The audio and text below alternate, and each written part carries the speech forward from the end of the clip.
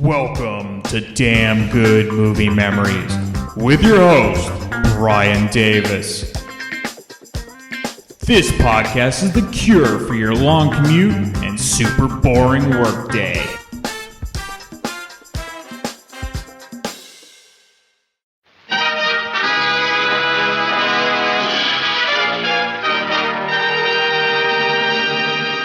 Ladies and gentlemen, this is Johnny Jones of the Globe Syndicate speaking to you from Amsterdam, Holland, where I've been an eyewitness to the assassination of the Dutch cabinet minister Van Meer, the key figure of European politics. An hour ago, I arrived from London by plane to meet Van Meer. As I waited for him on the steps of the Peace Palace, he alighted from his car and made his way toward me. Halfway, he was stopped by a news photographer who asked for a picture. Van Meer consented and was shot dead by a revolver held close to the photographer's camera. Bystanders rushed to Van Meer's aid, and I pursued the assassin through the crowd, only to lose him in traffic. Follow that car, quick! Say, you better get out of here. This might be dangerous. You're just silly, drive on. What's the trouble? Who's he shot? Van Meer assassinated. Did? Looked like it.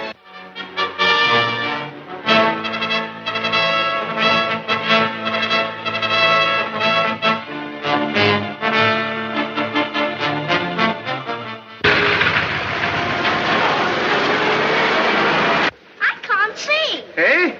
Here. There you are, my boy. Oh! I'm afraid you'll have to keep the girl there much longer than we planned.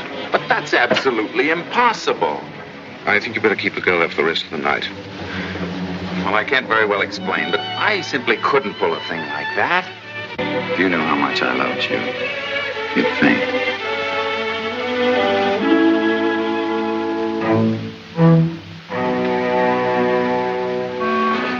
There. Now, what'd I tell you? Joel McCrea, Laraine Day, Herbert Marshall, George Sanders, Albert Wasserman, Robert Benchley.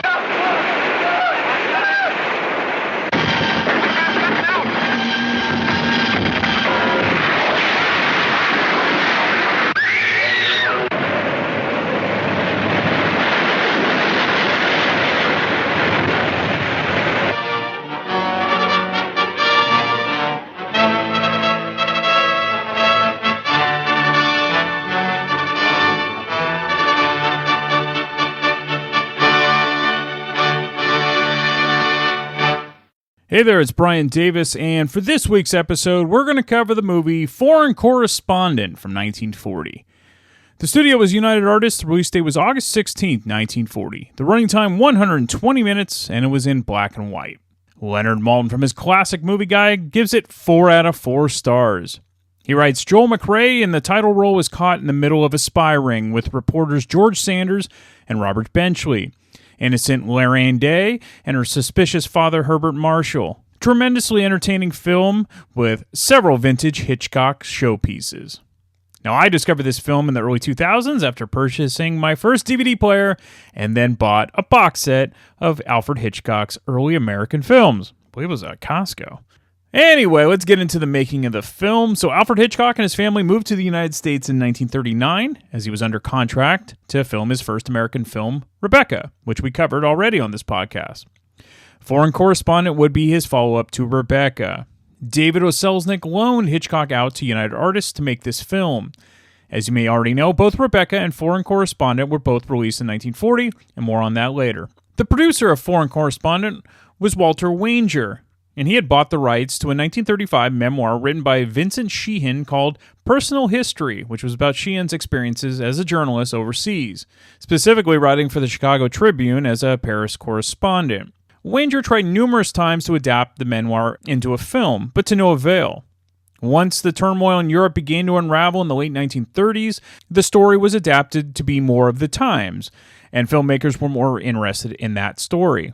Hitchcock was interested in the revised story as it would take place predominantly in his home country of England and involved his trademark suspense and thriller elements. Longtime Hitchcock collaborator Charles Bennett helped write a new screenplay, and then James Hilton and then actor and satirist Robert Benchley were brought in to write dialogue. Benchley also had a fun role in the film.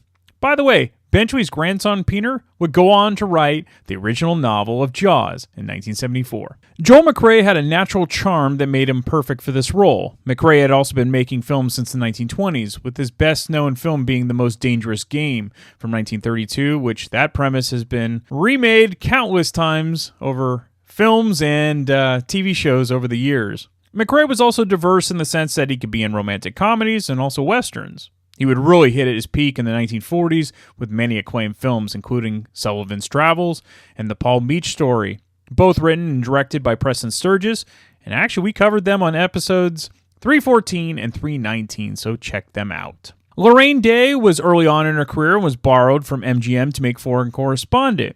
Her best-known role was in the Dr. Kildare film series, playing the head nurse. For fans of baseball history, Day was married to the Hall of Fame manager of the Brooklyn Dodgers and New York Giants, Leo DeRocher, from 1948 to 1960. To help round out the cast were two well-respected and popular actors, Herbert Marshall and George Sanders. Marshall especially had quite a life, which I briefly covered in episode 176 for the film If You Could Only Cook. Marshall actually lost one of his legs during the First World War, but it never stopped him from being a leading man and later a very strong support actor throughout his career. Walter Wanger and Alfred Hitchcock clashed repeatedly during the shooting of Foreign Correspondent. Wanger kept wanting to have the script rewritten, with every news story reporting changes in the European situation. Hitchcock, who hated making a movie without a script in its final form, began shooting and pointed out even if the movie were up to date at the time of shooting, it would be out of date by the time he finished post-production and was ready for release. He had a point there. All right, let's get into the film. So it begins with the following message. To those intrepid ones who went across the seas to be the eyes and ears of America. To those forthright ones who saw the clouds of war while many of us at home were seeing rainbows. To those clear-headed ones who now stand like recording angels among the dead and dying. To the foreign correspondents, this motion picture is dedicated. We are then taken to New York City and the building which houses the New York Morning Globe newspaper. The film is supposed to take place in mid-August of 1939, prior to the official beginning of World War II. The editor of the paper, Mr. Powers, played by Harry Davenport, is frustrated that his foreign correspondents aren't providing enough facts and details about the happenings overseas. Word has it that war will break out at any moment, and Powers is at his wit's end that his paper will be the last to know. Powers decides that he needs a crime reporter to be his eyes and ears in Europe to provide the inside scoop of what's going on firsthand. He tabs John Jones, that's Joel McCrea, as Powers was impressed with his latest story, where he wasn't afraid to get physical with a crooked police officer to get the story. Powers wants a reporter that will provide news, and John is naive enough about foreign affairs to be the type of fresh point of view that Powers wants for his paper. John agrees to the new assignment. Powers gives John a new name that sounds more unique than John Jones, and that's Huntley Haverstock. One of John's contacts he'll work with on the paper is Stephen Fisher, played by Herbert Marshall, who is the head of the Universal Peace Party. John arrives in London and meets a man named Stebbins, played by Robert Benchley, at a train station. Stebbins has worked at the Globe newspaper in London for 25 years as a correspondent. John's first assignment is to interview the Dutch diplomat Van Meer, played by Albert Basserman. He runs into Van Meer by accident outside of his hotel.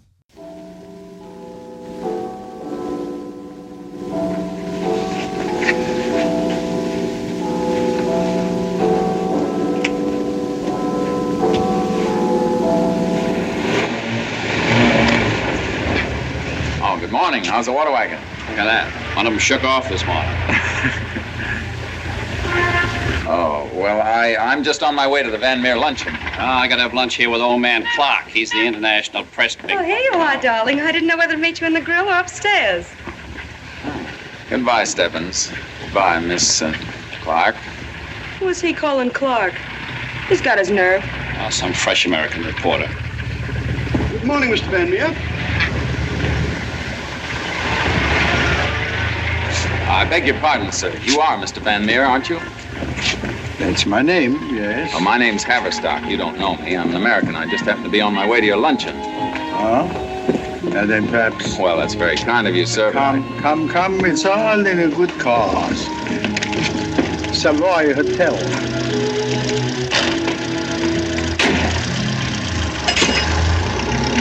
Well, this is very kind of you, Mr. Van Meer. It's a pleasure, my boy. I dislike riding alone.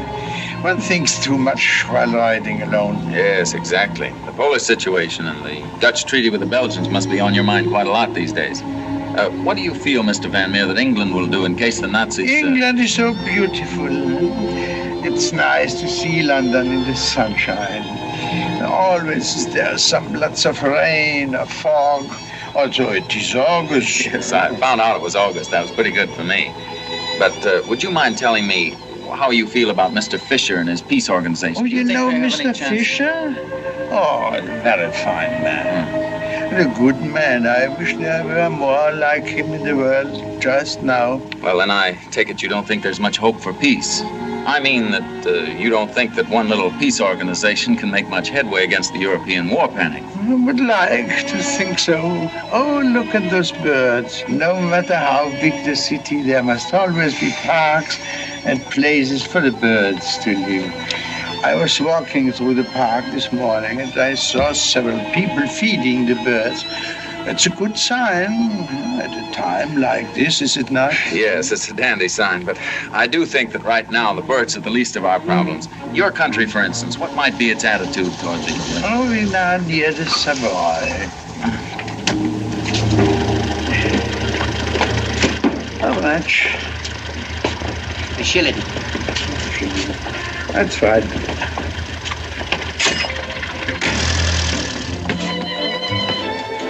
By the way, young man, what newspaper do you represent? Well, as a matter of fact, Mr. Van Meer, I'm not exactly a reporter, but I was trying to get you to talk. I didn't want bird talk either. Now, I gathered that. And just what was it that you were trying to get me to tell you? Well, to be perfectly frank, I was trying to find out what you know about the possibility of a general war. How do you really feel about it? My boy, I feel very old and sad and helpless.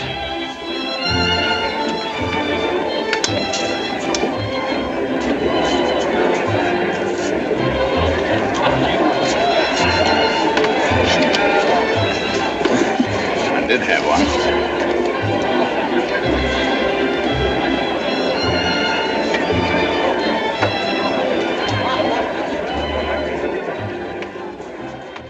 By the way, that last scene had Hitchcock in his patented cameo as he walks by John on the street before John sees Van Meer getting into a car. John attends the party and runs into Stephen and mingles with others.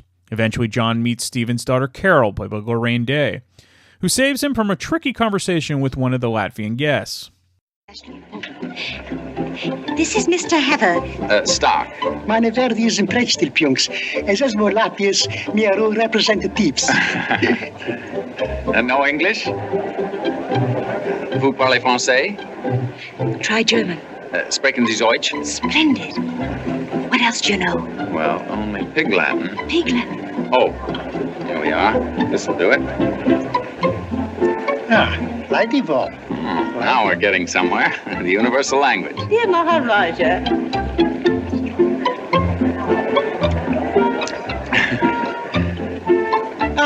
Kayo Sklaya. Kajunas Glaya, President Pians. Igasa Satlat Skaista. Oh, hell, they come in pairs. If you speak English, will you give me a hand with the laughing Latvian? What's his racket? What's he talking? Latvian? No kidding. I didn't know the Lats had a language. I thought they just rubbed noses. You mean you actually speak Latvian? Just enough to get about.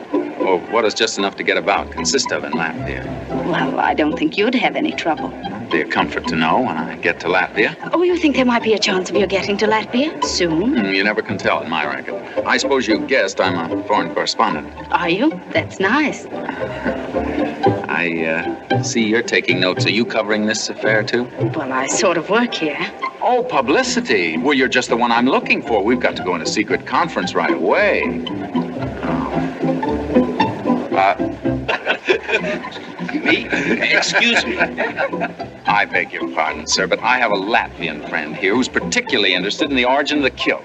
I wonder if you'd be interested in talking to him. He's a lovely fellow. It's a most amazing story. You see, the Greeks in the early period, they used to wear a kilt. John doesn't actually realize that Carol is Stephen's daughter, but he's definitely smitten with her. During the luncheon, it's announced that Van Meer was called away and could not be a speaker to the group. However, after that announcement, John discovers who Carol really is and realizes he accidentally insulted her by saying that none of the reporters in attendance really listen to these luncheon speeches. The next assignment for John is to go to Amsterdam to try to catch Van Meer there, as he is supposed to speak at a peace conference. No, if you'll excuse me, I think I see a friend.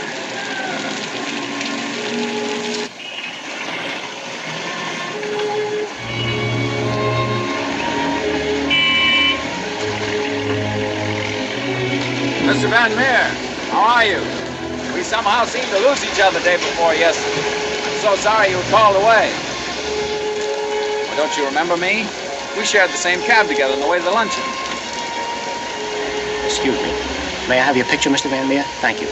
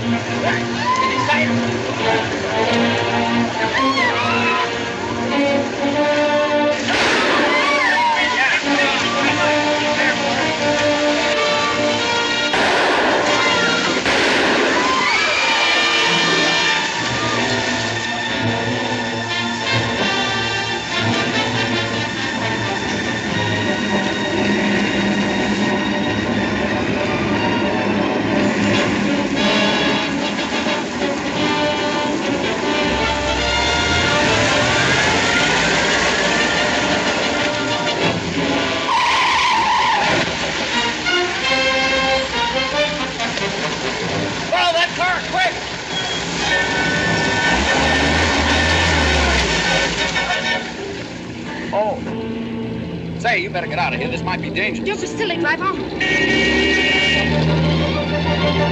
Trouble, who's he shot? Van Meer assassinated. Did? Looked like it. Yeah, sure. Couldn't be much worse from his point of view. I say, girl, do you mind shoving your knees out of the way?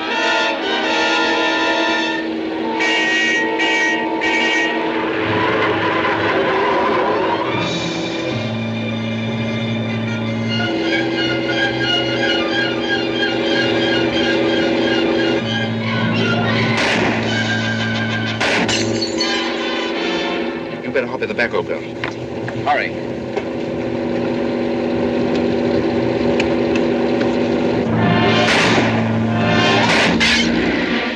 Safety glass. I wonder who's making. Good chauffeur you got, Miss Fisher. Yes, isn't he? Are you two know each other? Oh, I forgot. This is Scott Folliott. Newspaper man, same as you. London correspondent. Nice to have a start, Mr. Folliott. With a double F. How do you do? How do you do? I don't get the double F. At the beginning, old boy, and they're both small F's. It can't be at the beginning. One of my ancestors had his head chopped off by Henry VIII, and his wife dropped the kettle and letter to commemorate the occasion. There it is. Now you say it like a stutter? No, just straight F.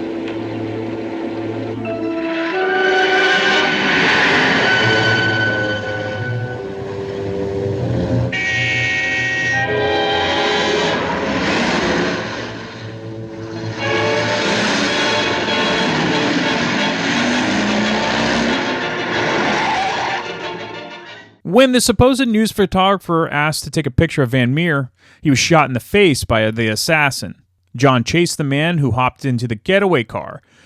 John just happened to hail a ride with Carol and a fellow reporter named Scott Folliott. That's George Sanders. The double F makes it sound like a stutter, as John joked. What's interesting about Van Meer was that he seemed completely confused and acted like he had never met John before being shot. They lose the assassin, and the trio stop on a road which is mainly farmland and many windmills.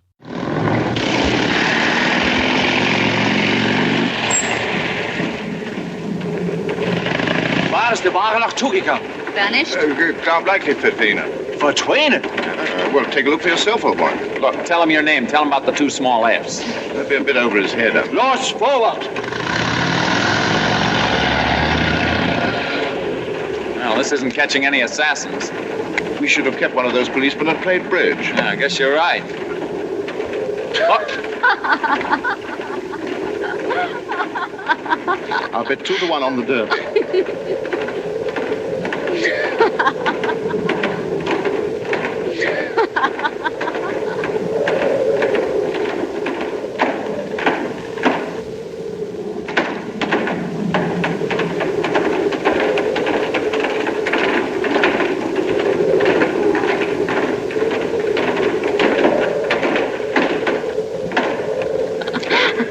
Look at those sails on that windmill. You get used to those when you've been in Holland longer. Oh, I could have sworn they were going against the wind just now.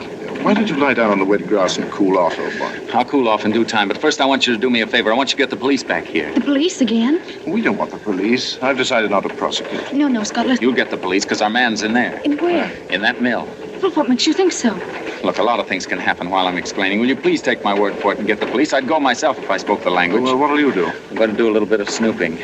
I hate to seem executive, but this is serious. Come on, Scott. All right, you shall have your police.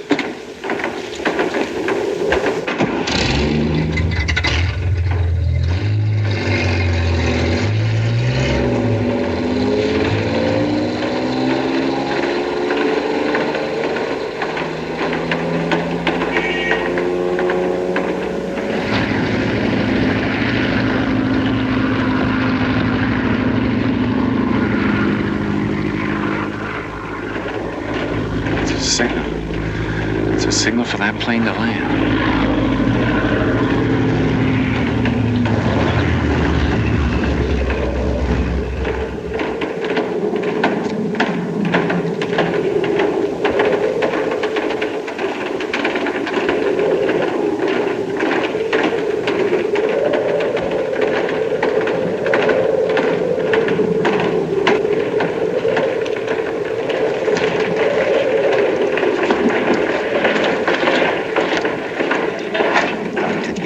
Alles, was inpakken. Zeilboot. Laat de boot. Daar zit de boot.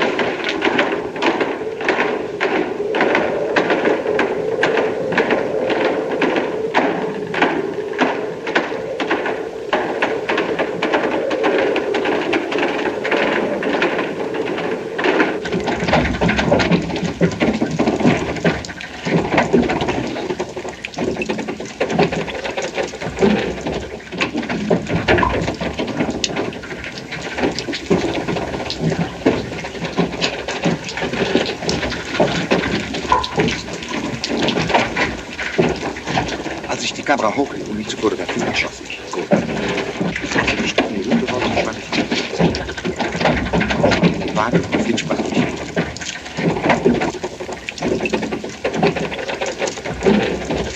Waar is het nou weer? Tegen prijs, Alice. Ja, maar dit kost me... Je net bevolkselijk voor een ander pak zorgen.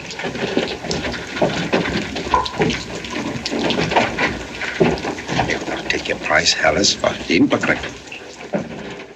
John goes inside the one windmill after suspecting the assassin is hiding out there. His suspicions were correct, as the assassin is being paid off by another man. In typical Hitchcock suspense, John does his best to hide from the men. He climbs to the top room and finds the real Van Meer being held hostage and half-conscious after being drugged. The reason for the subterfuge is to cause so much turmoil from the assassination that a war starts because of it. John must escape before the kidnappers see him. He does and tries to tell the police where to find Van Meer, but when they arrive, the windmill is empty, except for a man who acts like he's been sleeping there all along. Now, this is a typical Hitchcock trope. The protagonist who knows what's really going on, but nobody believes him. That night, John works on writing reports back to the paper in New York.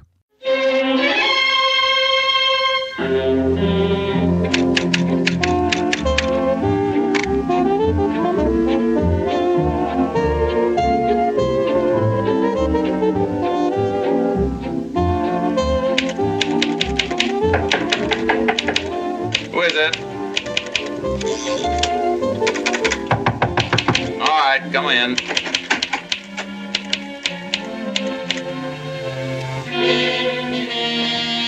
Mr. Haverstock? Yes? What are you, the house detective? You weren't announced. Sorry, sir. We asked at the desk. Policeman, huh? Well, don't tell me you're here to apologize about the windmill. No, sir. We simply want you to come with us, if you will, and tell your story to our chief of police here. Well, now let me get this straight. Does this chief of police speak English? Because I'm a very busy man. It will take no more than half an hour, sir. We all speak English. All speak English? Well, that's marvelous. That's more than I can say for my country. Look, would you sit down for just a moment? I have to make a phone call. Dinner date for the young lady.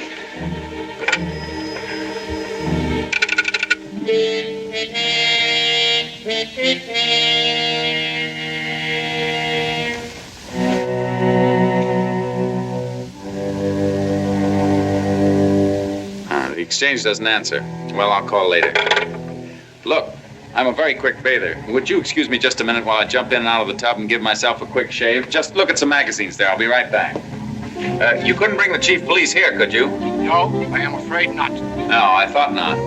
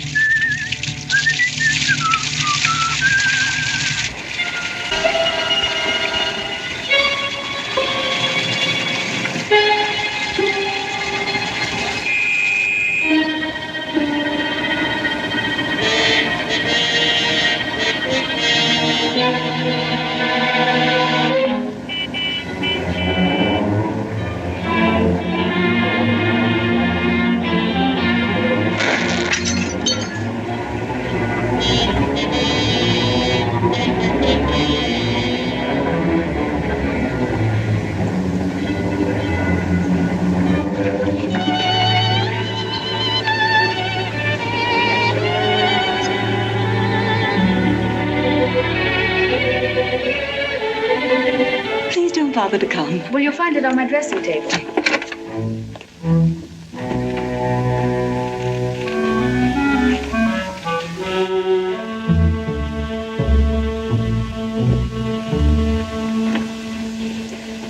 Oh, Well, we meet again. so it seems. Quite a lot's happened since I last saw you. So I see. I had quite a chase after that guy outside Amsterdam. It's quite a country, you know. It's interesting. There are windmills and tulips. Did you find everything you... We were just talking about the tulips. Don't seem to be any. I really think I should be going now. Thank you very much for the powder. Oh, must you really go now? Yes, I must be going now. Really. Goodbye. Suspicious of the so-called police that arrived at John's hotel room, he sneaks out the bathroom window and into Carol's room. Now, Carol doesn't believe John's story and believes he's only out for a story for his paper instead of trying to prevent a war. However, Carol changes her tune when she sees how John is being followed. They evade the two men from the hotel and hop aboard a ship to England. All the cabins are sold out, so they have to sleep on the deck with many others. And in another somewhat annoying trope of early films, John, out of the blue, proposes marriage to Carol. I guess it's just the time period because many brief flings did turn into marriage during the war years. In any case, Carol accepts John's proposal. They return to London to announce their engagement to her father, and it's there where John sees a man that was at the windmill during the assassin payoff. Is Carol's father somehow involved in all of this? All right, there's about an hour left and plenty to untangle. What has John stumbled upon, and can he prevent an even bigger international incident from occurring? In typical Hitchcock fashion, the suspense is terrific with thrilling moments that keep you guessing throughout. And while this isn't my favorite of his early American films, it's still very good, especially if you're interested in history before the U.S. entered the war in 1941, along with the fact that many of the same issues regarding war and conflict still exist today. You know, sadly, nothing really changes, but today's ADD TikTok culture doesn't seem to realize there was a world prior to, an hour ago. But I digress. Also, you see hints of where Hitchcock would go in future films, as there are parts of North by Northwest, which are somewhat similar to Foreign Correspondent. Whether it be Joel McCrea or Cary Grant, those characters are the windmill or the Mount Rushmore scenes. All right, some fun facts. Foreign Correspondent was nominated for 6 Oscars, but won none. It lost Best Picture to Rebecca. Well, it was still a good year for Hitchcock regardless. It lost Best Supporting Actor for Albert Basserman to Walter Brennan for The Westerner. Best Original Screenplay lost to The Great McGinty, which actually was a Joel McCrea movie. Best Cinematography lost to Rebecca, Hitchcock. Best Art Direction lost to Pride and Prejudice. And Best Visual Effects lost to The Thief of Baghdad. Hitchcock originally wanted Gary Cooper and Joan Fontaine in the starring roles. Hitchcock had always wanted to work with Cooper, but they never actually made a film together. Cooper at the time did not want to be in a thriller, but he later regretted his decision. Now, Joan Fontaine would work with Hitchcock again after Rebecca in 1941 for the excellent film Suspicion with Cary Grant. Barbara Stanwyck and Cary Grant were other options that Hitchcock was initially interested in. Other titles of the film that were considered were Personal History, which was the same as the book, and Imposter. I kind of like Foreign Correspondent better. John Jones and Huntley Haverstock were loosely based on the real-life journalist Edward R. Murrow. As I mentioned earlier, the abrupt marriage proposal on the ship seemed a bit rushed and forced, but actually factual, to Hitchcock's own proposal to his wife, Alma. Albert Basserman, who played the Dutch diplomat Van Meer, couldn't speak a word of English and learned all his lines phonetically. In a 1972 interview on the Dick Cavett Show, Hitchcock revealed that the plane scene at the end of the movie was filmed by using footage shot from a stunt plane diving on the ocean, and then was rear projected on rice paper in front of a cockpit set. Also behind the rice paper were two chutes aimed at the cockpit's windshield, connected to large tanks of water. With the press of a button at the right moment, water came crashing through the rice paper and into the plane, simulating the plane crashing into the sea from the cockpit view. Kinda cool. Ironically, at the time, one admirer of Foreign Correspondent was Joseph Goebbels, the head Nazi propagandist and one of the closest advisors of Adolf Hitler. He wrote Hitchcock and said, "A masterpiece of propaganda, a first-class production which no doubt will make a certain impression upon the broad masses of people in enemy countries." All right, I do have an old-time radio adaptation from the Academy Award Theater from July 24th, 1946, starring Joseph Cotten. So why don't we play that now? And I'll be back next week to talk about yet another random movie from my DVD collection.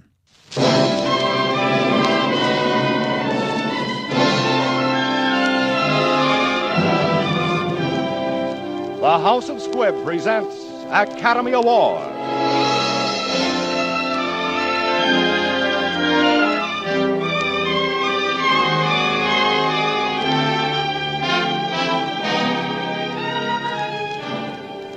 Every week, Squibb brings you Hollywood's finest. The great picture plays, the great actors and actresses. Techniques and skills chosen from the honor roll of those who have won or been nominated for the famous Golden Oscar of the Academy of Motion Picture Arts and Sciences.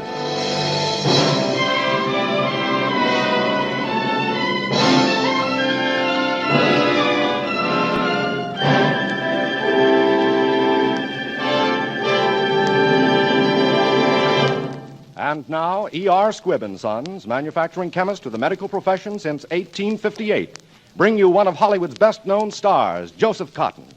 Tonight you will hear Mr. Cotten in the exciting drama Foreign Correspondent, which was nominated for 4 different Oscars. Yes, for Best Photography, Best Original Screenplay, Best Supporting Actor, and Best Production of the Year. Foreign Correspondent was nominated for the 1940 Academy Award.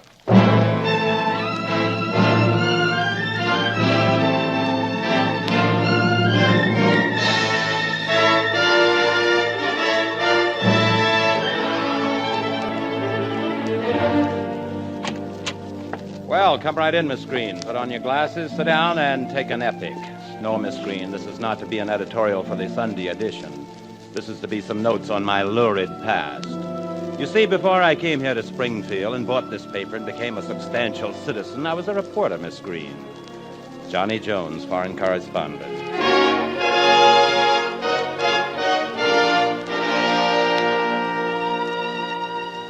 That was long before there was even a phony war. I was sent to Europe to meet a man called Van Meer, known as the Strong Man of Holland. He had been one of the signers of a secret treaty between Holland and the Allied powers. I was to get Van Meer to talk and to tell me what was in that treaty. My wife's maiden name is Carol Fisher. Her father was head of the Universal Peace Party. I met Carol over there and fell for her like a ton. When she went down to Amsterdam with her father, I went too. There was a conference there, and I intended to kill 2 birds with 1 stone. For Van Meer was to be the principal speaker. I had met old Van Meer in Paris, so I didn't have much trouble nailing him when he got out of a cab in front of the conference building and started up the steps. He didn't seem very happy to see me. Why, Mr. Van Meer, how are you? We somehow seem to lose each other, sir. Don't you remember me? I'm the American reporter from New York. Seemed anxious to get away from me. Seemed not to remember me. Just then a photographer jumped out in front of him. Hold it. Picture. The guy pointed his camera at this Van Meer, and Van Meer's eyes got very big. And then I saw the gun in the photographer's hand. It went off then.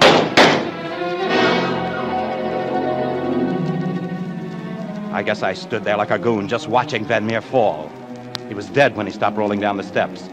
This phony photographer dropped his camera and ran into the crowd. I ran after him. He got into a car and roared away.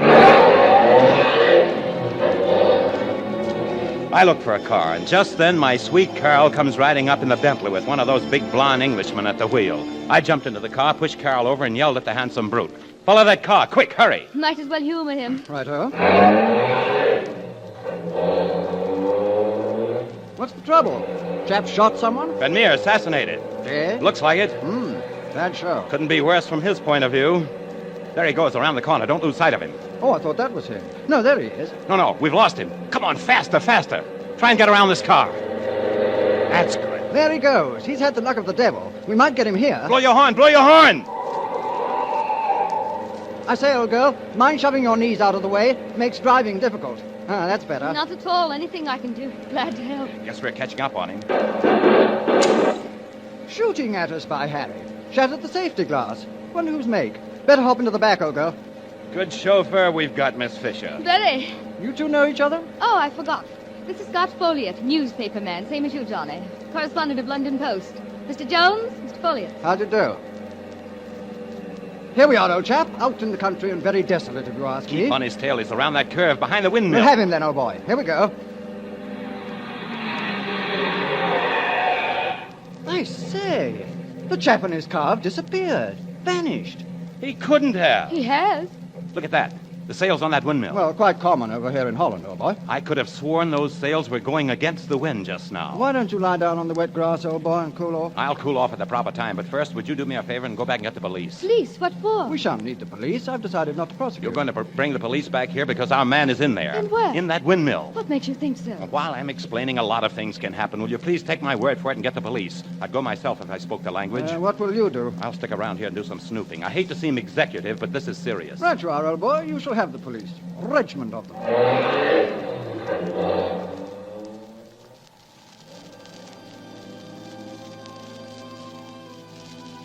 There I was on a lonely flat plain with nothing but a windmill for company. Suddenly the mill stopped, and the sails reversed themselves against the wind. At the same time, I heard the drone of a plane. Then I knew. The reversed sails were a signal.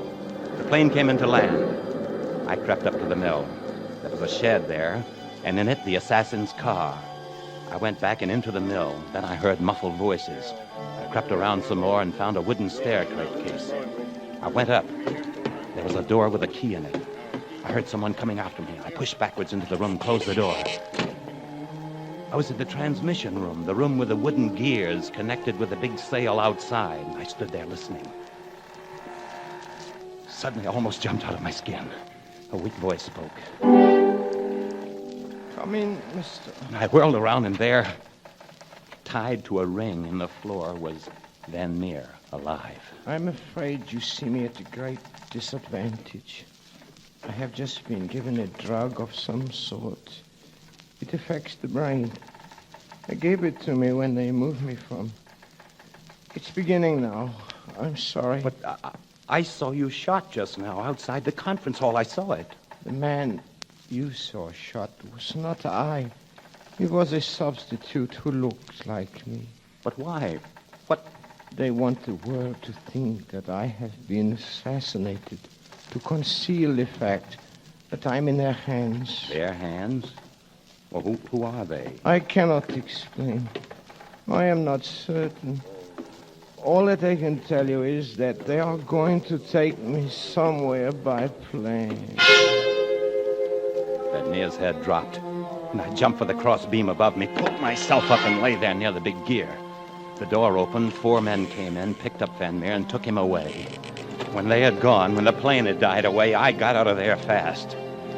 I came back with the cops, and they thought I was nuts. There was no assassin's car, no assassin, no plane, and no Van Meer. I laughed it off and went over to London with a big newsbeat in my pocket. I wanted to see Carol's father and find out if he could help me. On a night boat, I made love to Carol.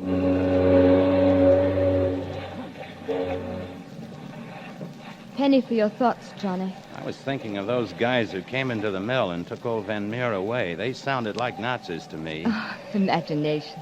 Maybe, darling, maybe not. I got one good look at the leader's face, and, well, it wasn't from the County Cork. It's hard being happy with the world falling apart. The world isn't falling apart. Just governments. It's the same thing. Well, only governments don't sit in the moonlight wearing shawls and looking beautiful. They're certain to march into Poland. Tomorrow, but not tonight. Look, I'm in love with you, no matter who marches where. When you think of what may happen, love doesn't seem so important. I don't know. It survived a lot of wars. Now, will you forget the fate of Europe for a minute? I'm in love with you and want to marry you. I wonder what Father will say. About what, the fate of Europe? No, about our marriage. You did ask me, didn't you? Been pleading for hours. I think he will be pleased. I'm sure he will. Everybody will be pleased. England, America, and me too.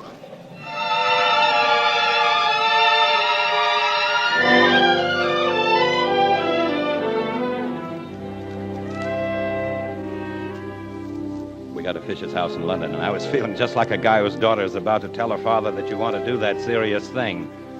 The butler opened the door, and there was my future father-in-law having breakfast with a man whose face was the face that led the guttural voices up to take Van Meer away from the mill. Carol, my dear, what a pleasant surprise. And you didn't even wire me. Father, I hope you don't mind us barging in like this. Johnny brought me over on a boat. Mr. Krug, how nice to see you again. Oh, but of course you hadn't met Mr. Jones. Mr. Krug. Mr. Krug is with an embassy here. I think I shall have to be getting along, Mr. Fisher. Shall we settle on the wording for the peace petition now, or leave it till later? Oh, we might as well clear it up now. You'll excuse us. Go right ahead, Mr. Krug, into my study. Father, could we have just a moment? It's terribly important. Why, certainly. I won't be long. Wait, Mr. Fisher.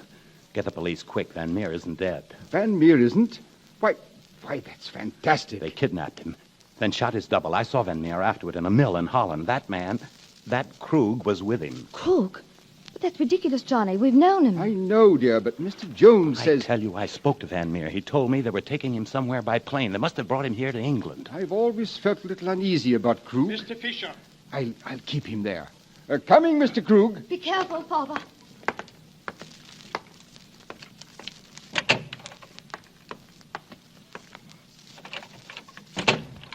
Mr. Jones has just suggested that I turn you over to the police, Mr. Krug. Mr. Jones seems to be something of a troublemaker. I thought you said he'd been taken care of by our agents in Amsterdam. I thought so, too, but perhaps Miss Fisher being with him caused complications. It would have been ideal if she had been in our confidence. So deuced inconvenient his coming here. Well, dash it all, he's in my home. He must be stopped. Yes, but I always find the sordid details somewhat distasteful. As usual, I shall endeavor to relieve you of them. You remember Rowley? Rowley? Oh, yes, the little man who used to work in your father's stables in Austria. I shall get Rowley. Hire him as a private detective to guard Mr. Jones. Guard him? Very delicate of you, Krug. Very.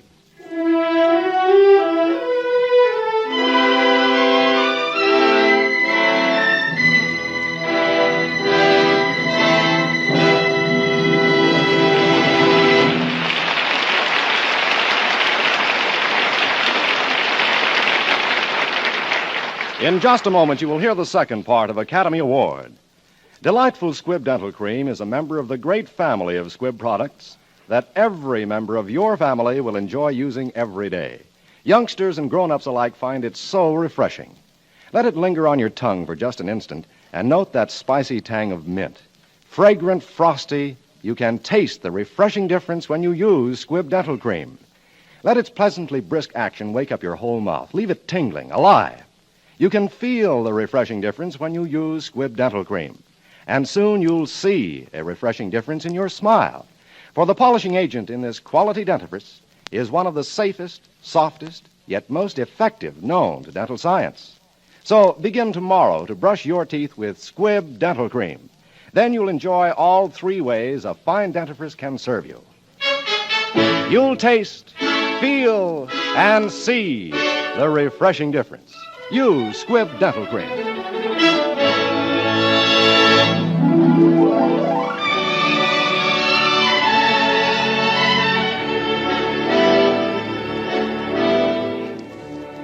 Before we bring you part 2 of Foreign Correspondent, we wish to thank United Artists for making this picture available. Foreign Correspondent is based on an original story written by Vincent Sheehan.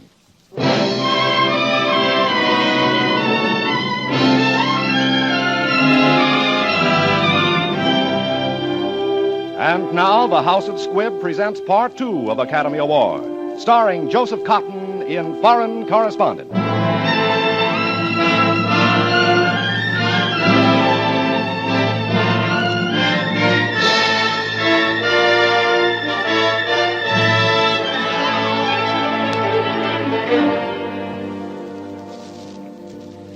I should have known that about Fisher, but I didn't.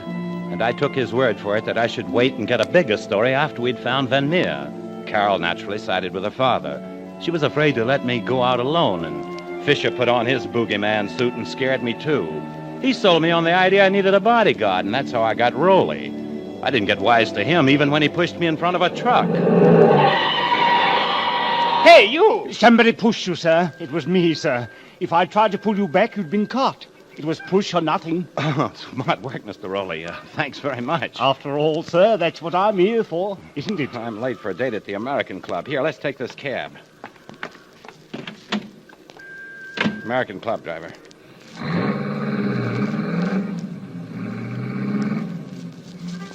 I'm not certain, sir, but I've an idea that two men have just got into another cab to follow us. Oh, I can't see any other cab. I'm not certain, sir, but I'm sure I saw them. We might give them the slip if we go the long way around. Better stop here, sir, and we'll change cabs. Okay, stop here, driver.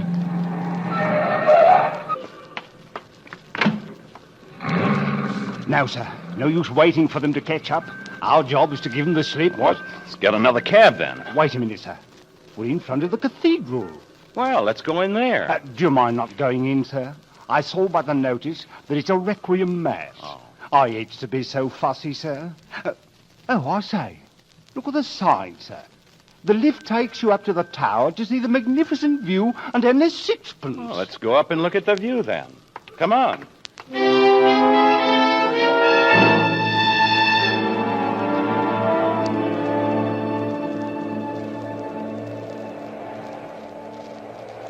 Say, this is pretty dangerous, this low railing. And some drop, too. Oh. You'd better be careful, sir. I was a bit scared when you leaned over just now. I was once with a chap on a bridge in Switzerland. He had a very nasty fall. Killed him stone dead. Always made me a bit nervous since. Well, let's go down. I got a lunch date. Don't go down yet, sir. Oh, just a moment, sir. I believe that's the Horse Guards from Buckingham Palace approaching, sir. A rare and unusual sight. You're in a bit of luck, sir. Where? I can't see them. Straight down, sir. You'll have to lean over a bit, sir. Oh. See them, sir? Oh, yes, I see them now. Quite a sight, sir, eh? Quite a sight, sir. Here you go to join them, sir.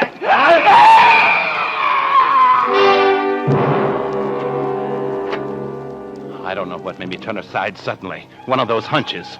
But just as I did, Roley, with his hands stretched out to push me, went hurtling by and over the rail and down to a horrible death before the crowd below. The thing that sent chills up my spine was that I knew then that Carol's father had tried to have me murdered. In my state of mind, it was like a double skite seeing old boy Folliot again. Hello, old boy. Congratulations on your little set to with Roley. How'd you know about Roley? Roley and Fisher, old boy, and the fellow with the high-necked sweater. Matter of fact, followed them here to London. I see. Then You believe me now about Van Meer? Oh, of course. I'd suggest we work along from here together, old boy. First thing I'd suggest after that would be that you kidnap Fisher's daughter. What? Well, all right, old boy, no offense. But if you give me a chance to bear down on Fisher, he dotes on her, you know. Maybe he'd talk and tell us where Van Meer is. Hey, who are you anyway? I mean, what are you? British subject, old boy, patriot and all that. My country's on the verge of war. I see. Okay, pal, I'll kidnap Carol. That is, I'll go through the motions. Where'll I take her?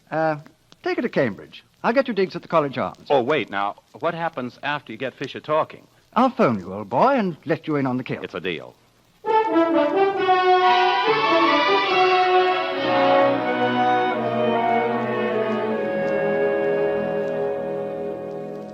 Johnny, what's the matter with you? Oh, nothing. I'm just relaxing here in the College Arms. You'd better be nice or I'll send you back to your own room without supper. Okay. Look, Carol, we got to talk. There's something hanging over our heads, and before it falls, I want you to know that no matter what happens, Johnny, what's wrong with you? What are you talking about? Wait. Hello? Oh, hello, old boy. This is me. Oh, yes, what happened? Fisher's gone. Our people found out where he went. Take this down. 242 Charlotte Street, Tottenham Court 242 Road. Charlotte Street, Tottenham Court I Road. think you better get there as fast as possible. I think that's where they have Van Meer, right? Check. What is it? Carol, I've got to go back to London fast. I want you to stay here till I come for you. Oh, no, you don't. I sense trouble, and I'm not letting you out of my sight. I'm not going to try and talk you out of it, but now remember this. No matter what happens, I love you, darling, with all my heart.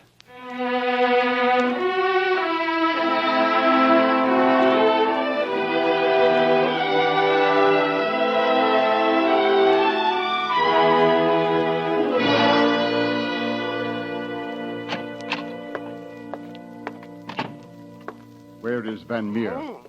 There he is. Those lights in his face. Can't you cut them down? Yes, cut them.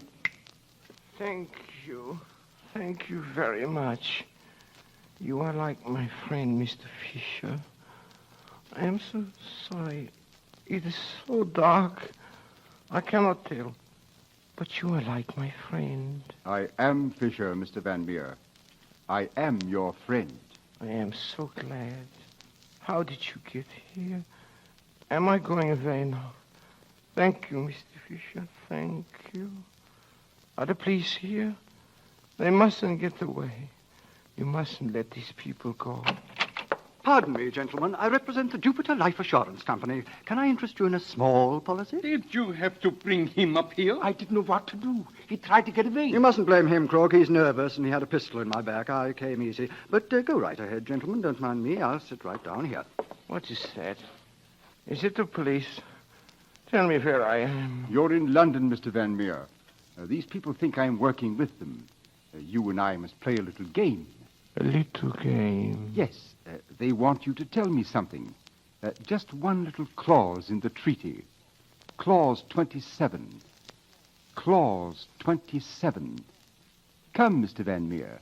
But it's the secret clause. I know. Clause 27. But they mustn't know it. It would help them if they make war. War.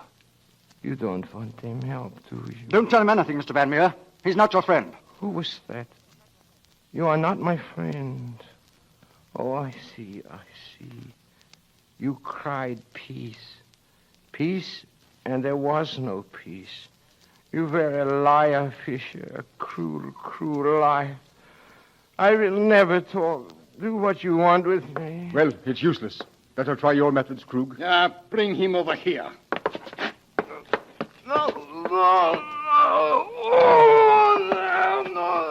No more of that. I talk. Then talk. Oh.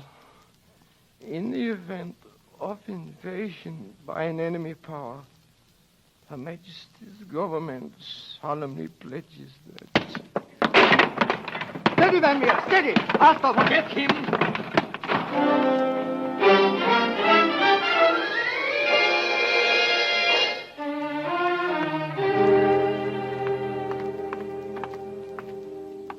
That's a number, but it's a restaurant. And Doc. Folliot wouldn't kid me. This must be the place. I say, sir, are you Mr. Jones? Why, yes, why? Mr. Folliot said we were to expect you, sir. We shall get a signal from Mr. Folliot any moment now, sir. Say, what is this? Who are you and who is Folliot? Sorry, sir, but Mr. Folliot will explain. That is, if Mr. Folliot is still alive. There it is, sir, the signal. Stay here, Carol. No, my father is in there, too. I heard what Scott Folliot said to you on the phone. I'm coming. Come on, sir, we're closing in. Carol, you're not coming. Darling, I love you, but I've got to do this. Oh! Right into my arms, sir. I had to do it. Had to sock a holder. I'm going in.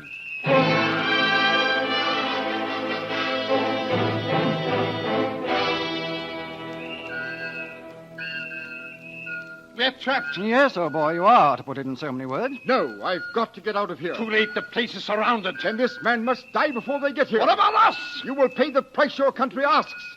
The work is not finished. I must go on. Very well. Sorry, Folliot. This is war. Think nothing of it, old boy. Go ahead and shoot. No, I'd feel silly if I were you, Krug. Taking the rap, holding the sack, as it were, for Fisher. He wants to sell out so as his daughter won't find out he's been a Nazi spy. So the daughter, eh? Do as you're told. That's an order, Krug. Why should we die and let you get away because your daughter doesn't know about you? I have a daughter, too, in the homeland. Shoot, you fool! Quickly! Yeah, I shoot! Stand where you are, all of you. Drop those guns. Folliot, you all right? Hello, old boy. Mighty happy to see you. Fisher. He's been shot. Yes, old boy. I talked Krug into it. He's dead. Yes. Take those people away. Mr. Van Meer. He's just barely alive. But he didn't give us away on that treaty.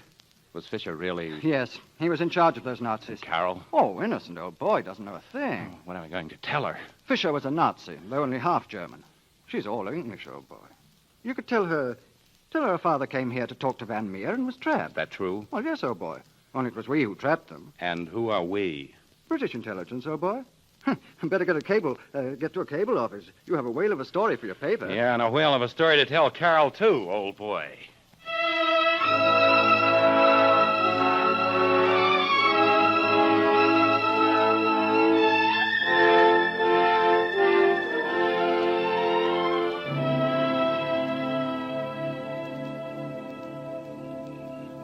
So, darling, your father must have found out that they were keeping Van Meer a prisoner there and torturing and trying to get him to tell what was in the secret treaty. Your father went there, and Krug killed him before we could break down the door. Goodbye, Johnny. I love you. I shall always love you. Now, goodbye. What are you talking about? Goodbye. I know you love me, too. That's why you're lying to me. My father was a Nazi agent, and he was shot by Krug, his subordinate. But you didn't know your father was... No, I didn't. Not until he hired that man to try to kill you. Then I began to suspect. When I heard Folliot call you at Cambridge, I knew. That's why you came with me. Yes. I was going to try and talk you out of going in there. I was going to try and make you go back to America before you knew. I am going back to America. Oh. Oh, yes, of course. I'm going back with my wife. Johnny. Carol, my darling, you couldn't possibly help what your father was or did. Now, come on. I've got the tickets, and we'll start all over again back in America. No, Johnny, no. Killing is just beginning. England is at war tonight, and I'm going to stay and help make up to her some of the things my father did against her. After the war, if we're still alive, my darling, come back to England and ask me again to be your wife. I see. I guess I see. All right, darling. I'll be getting along on my boat. Until tomorrow, Johnny. Whenever that will be. Yes, darling. Until... whenever that'll be.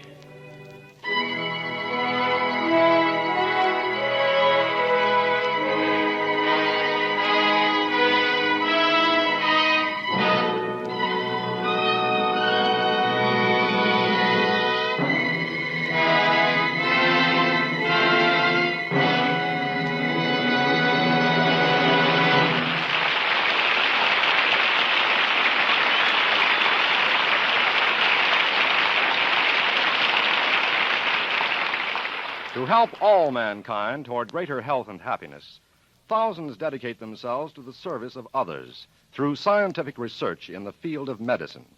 Playing a vital role in this vast scientific effort, the House of Squibb maintains at New Brunswick, New Jersey, a great research institute. Separate and distinct from the business activities of Squibb, the Squibb Institute for Medical Research carries on investigations in the same spirit and in the same manner as the laboratories of universities, foundations, and endowments all over the world. The Squibb Institute is evidence of unceasing faith in the progress which can be generated through untrammeled scientific research. Your doctor knows how much the Squibb Institute has aided in the development of many of the newest weapons in the victories over disease and pain. He knows, too, that the Squibb products he uses reflect the same high principles, the same devotion to the search for perfection that is behind the Squibb Institute for Medical Research. And you may use, with the same confidence, the many everyday health necessities Squibb makes for your medicine cabinet. To make sure you're getting Squibb quality, ask for it by name. Ask for Squibb, a name you can trust.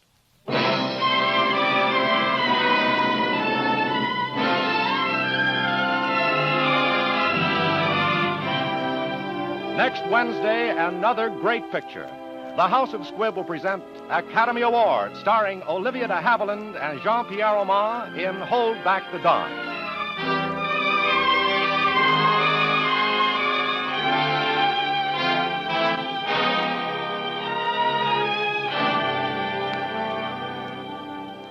Today's performance of Foreign Correspondent was written for radio by Frank Wilson, with an original musical score composed and conducted by Leith Stevens. Our producer-director is Dee Engelbach. We wish to thank Mr. Joseph Cotton for his splendid performance tonight. Joel McCrea, who was previously announced, was unable to be with us because of last-minute changes in his motion picture production schedule. Mr. Cotton appeared through the courtesy of David O. Selznick and may soon be seen in Mr. Selznick's Technicolor production, Duel in the Sun. This is Hugh Brundage bidding you good night until next Wednesday at the same time, when you're invited to listen again to Academy Award, presented by the House of Squibb, a name you can trust. This is CBS, the Columbia Broadcasting System. If you enjoy this podcast and are an iTunes user, please do the show a favor and head on over to the official iTunes page for Damn Good Movie Memories. Be sure to leave a rating and a review. This will allow the show to appear higher in the algorithm and spread the joy of this podcast to the masses. If you are not an iTunes user, you can still listen and subscribe on Podbean at damngoodmoviememories.podbean.com. Be sure to like us on Facebook under our Damn Good Movie Memories page. You can also listen to a limited number of episodes on YouTube. I hope you enjoyed this week's episode, and be sure to tune in next week for an all-new episode of Damn Good Movie Memories.